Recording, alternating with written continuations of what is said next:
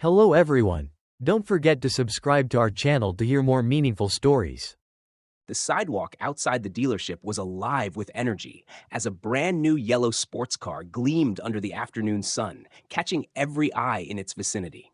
A crowd had already gathered, a mixture of reporters, influencers, and assistants, all buzzing with excitement, their phones snapping photos, trying to capture the moment.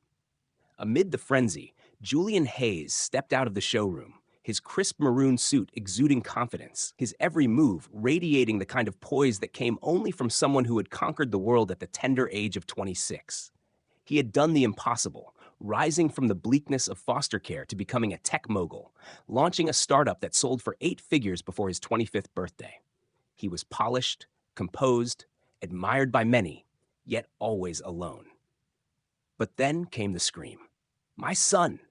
The sound pierced through the air, catching Julian off guard. Everyone froze, eyes shifting toward an elderly woman stumbling through the crowd. Barefoot and shaking, her clothes ragged and worn, her gray-streaked hair hastily tied back in a messy twist, she was the picture of exhaustion. Yet there was a fire in her eyes, a desperation that wouldn't be ignored.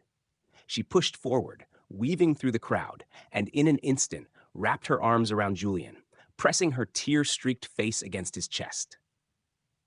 The flash of cameras intensified, but Julian stood frozen, his mind scrambling to process the madness unfolding before him. "You're my boy," she sobbed, her voice cracking. "I know those eyes. I know them." Julian, utterly confused, took a step back, his mouth slightly open.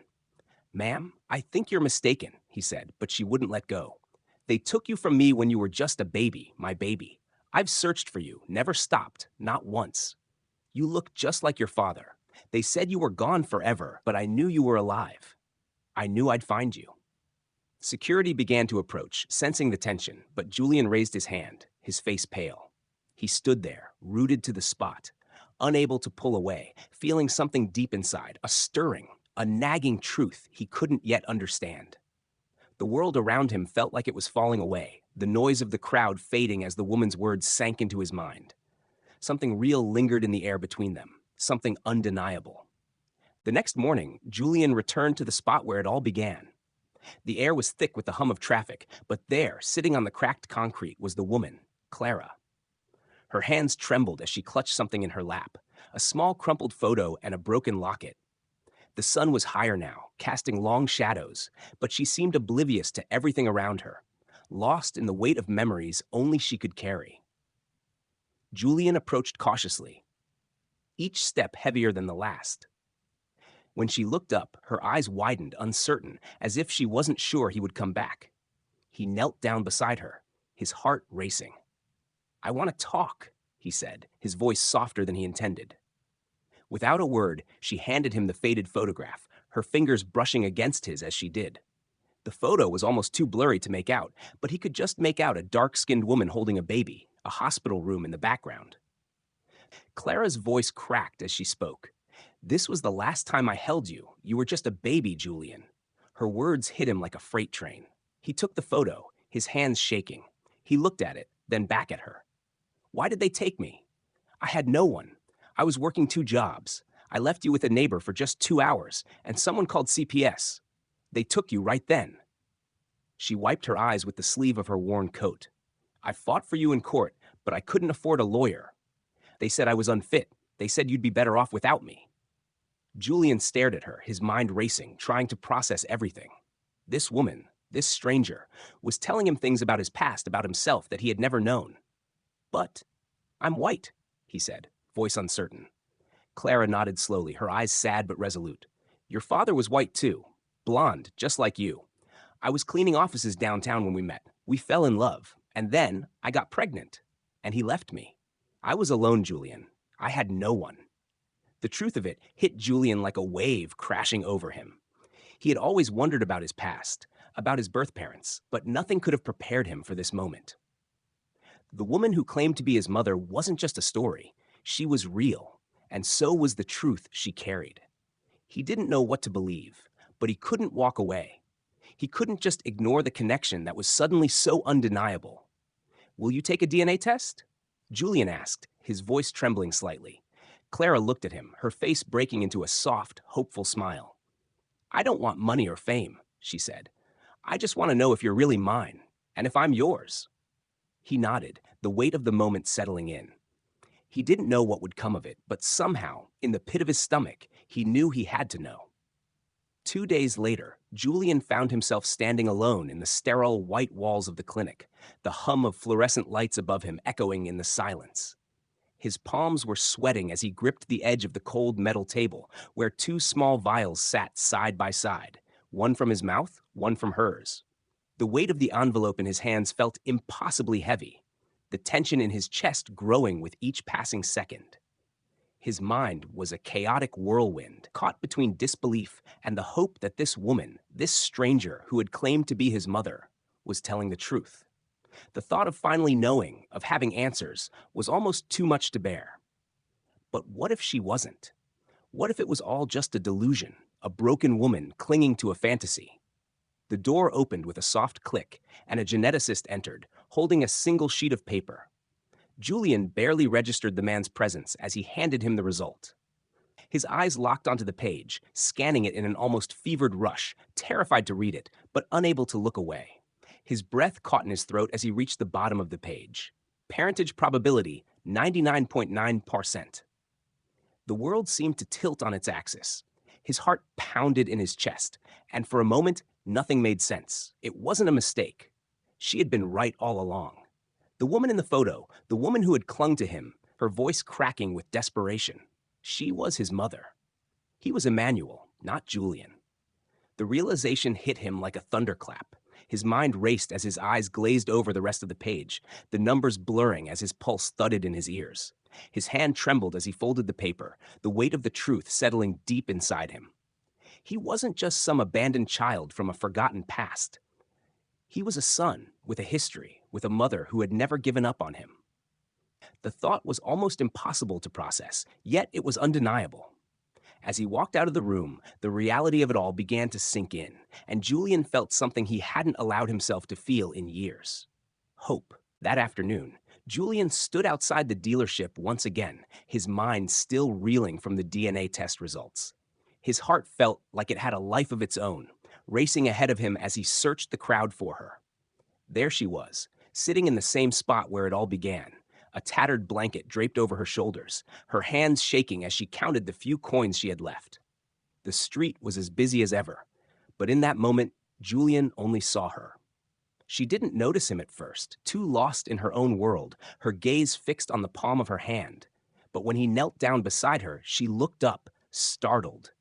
Her eyes were wide, almost disbelieving. For a moment, there was nothing but silence. Then Julian reached into his pocket and pulled out the folded piece of paper, handing it to her. "I know now," he whispered, his voice cracking as he spoke. Clara's breath caught in her throat, and before she could say anything, her hands were trembling as she took the paper from him. Her eyes flickered to the result, then back to Julian, her face softening, tears welling in her eyes. "You're my son," she whispered, voice barely audible, but full of truth. Julian watched her, his own eyes stinging with unshed tears, as everything he had ever believed about his past began to unravel. She pressed the paper to her chest, her lips trembling as she looked at him. Without thinking, Julian reached out, pulling her into his arms. For the first time in his life, he felt the warmth of a mother's embrace, and it felt like coming home. Clara clung to him, her sobs muffled against his chest. The world seemed to disappear around them, leaving only the two of them, mother and son, reunited at last. The crowd that had gathered earlier faded into the background, their phones forgotten as they witnessed the moment that would change everything. For Julian, it wasn't about the cameras or the spectacle. It was about finally finding the one person who had never given up on him. And for Clara, it was the moment she had been waiting for, the moment she could finally hold her son again after all these years. In that moment, there was no fame, no fortune, just the truth, raw and undeniable, binding them together in a way that nothing else ever could. Later that day, Julian returned to the spot where it had all begun, where the weight of his discovery still felt like a storm crashing over him. Clara sat there, just as she had before, wrapped in a blanket, her frail form casting a shadow against the harsh midday sun. Her hands trembled as she counted a handful of coins, the sound of metal clinking together somehow louder than the bustling world around them. When she saw him, her eyes flickered with a spark of disbelief. Was it really him? Slowly, she stood, as if unsure whether to hope or prepare herself for the crushing disappointment that had defined her life. But then Julian stepped forward, his heart beating faster with each step, and without a word, he knelt before her. With shaking hands, he pulled out the folded paper and handed it to her. She stared at it for a long moment, her breath held tight in her chest before slowly opening it. The room around them fell away. The noise of the street, the buzzing of phones, all faded as Clara's hands trembled against the paper, her eyes filling with tears. She looked up at Julian, her voice barely a whisper. "You're my son," she said, the words breaking through the years of pain, of waiting. Julian's throat tightened, his own heart heavy with the weight of everything he had just learned. In that instant, he realized that he wasn't alone anymore. The mother he never thought he'd find was here, standing in front of him. Without thinking, he reached out and pulled her into his arms. Clara collapsed into him, her sobs muffled against his chest. Her body racked with the years of longing, the years of searching, finally brought to a halt in the comfort of his embrace. For the first time in his life, Julian felt the warmth of something real, of a bond he never knew he needed. And for Clara, it was the reunion she had prayed for, the moment when her son, her Emmanuel, had come back to her. In that quiet, powerful moment, nothing else mattered. No cameras, no reporters, no judgment. It was just the two of them, finally together, two souls who had been separated for so long, now reunited in the most unexpected way. The news of Julian and Clara's reunion spread like wildfire, igniting a media frenzy that swept through the city. Headlines flashed across screens, reporters clamoring to capture every detail of the emotional encounter.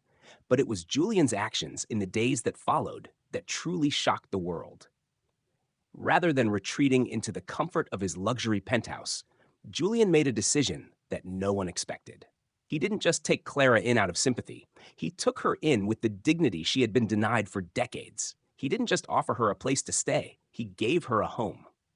Clara, once invisible to society, was now embraced, not out of pity, but out of love, respect, and a long overdue recognition of her suffering.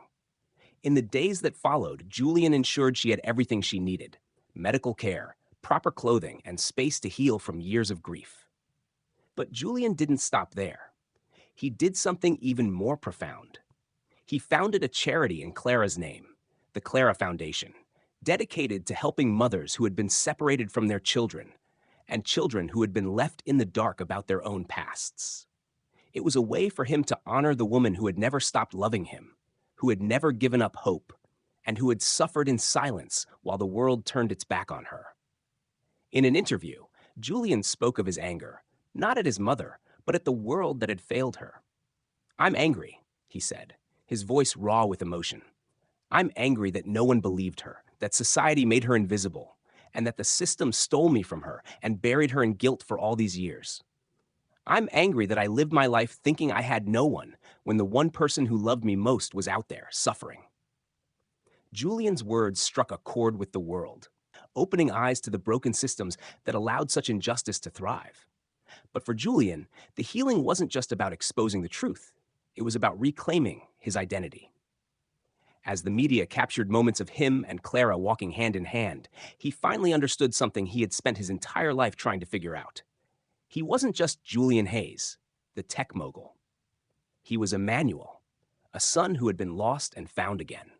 The world watched as Julian Hayes and Clara Matthews became a symbol of redemption. But for Julian, the true transformation was personal, far deeper than any headline could capture. As the weeks passed, the stark contrast between the life he had lived and the one he now shared with Clara became painfully clear. He had once been defined by his success, by his wealth and status, but now, standing beside Clara, he realized that none of it mattered. He had never known a love as pure, as unwavering, as the one she had for him. He watched as she healed, slowly but surely, each day a step further from the pain of the years they had lost. Clara, in turn, found peace in her son's presence, the guilt and sorrow that had weighed her down for so long gradually lifting as Julian's support gave her the strength to forgive herself. But the world wasn't ready for the story they were telling. It was too raw, too real, too inconvenient for the society that had ignored Clara all those years. Yet, Julian was determined to make the world listen. As he stood before the press, his voice unwavering, he spoke of the anger that burned inside him.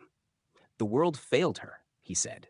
It made her invisible, buried her in shame, and stole me away from her. I walked this earth thinking I had no one, but the one person who loved me the most was always right here, waiting for me. His words rang out like a battle cry against the systems that had kept them apart, against the indifference that had allowed Clara to suffer.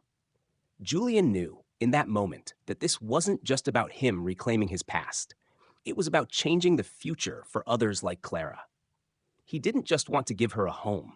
He wanted to give her back her dignity, her identity, the things that had been stolen from her by forces far greater than either of them.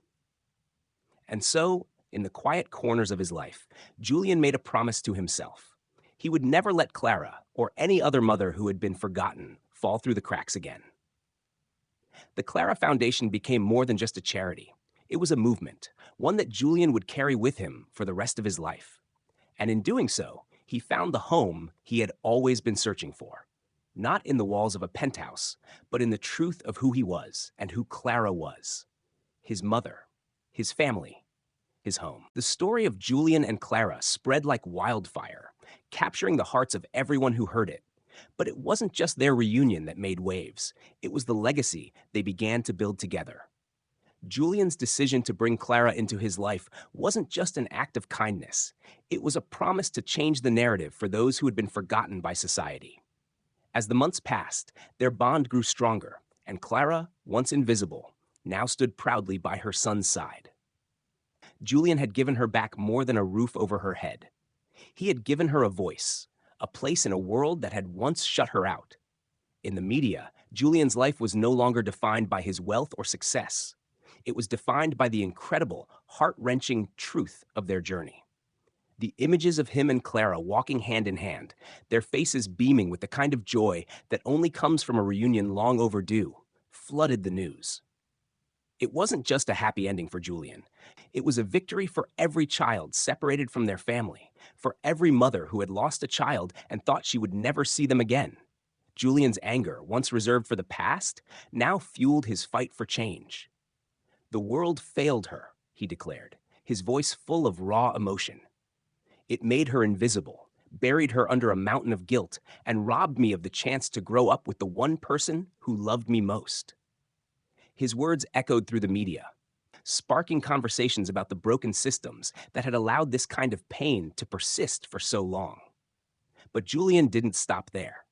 He used his platform to launch the Clara Foundation, an organization dedicated to helping families separated by the system, giving them a chance to rebuild what had been taken. In the lobby of his office, a framed photo of Clara, the moment she held him for the first time, was displayed prominently, a reminder to everyone that not all heroes wear capes. Some wear tired eyes, carry the weight of years of pain, and still find a way to love unconditionally. Julian had found his home in the truth of his past, in the arms of the woman who never stopped searching for him, and in the promise to ensure that no one would ever have to suffer in silence again. The world had witnessed the reunion of a mother and son, but what followed was so much more. It was the beginning of a new chapter, one where love, truth, and redemption were the driving forces, and where Julian Hayes, once known for his wealth and success, was now known for something far more powerful: his unwavering commitment to healing the wounds of the past and giving others a chance at a future filled with hope.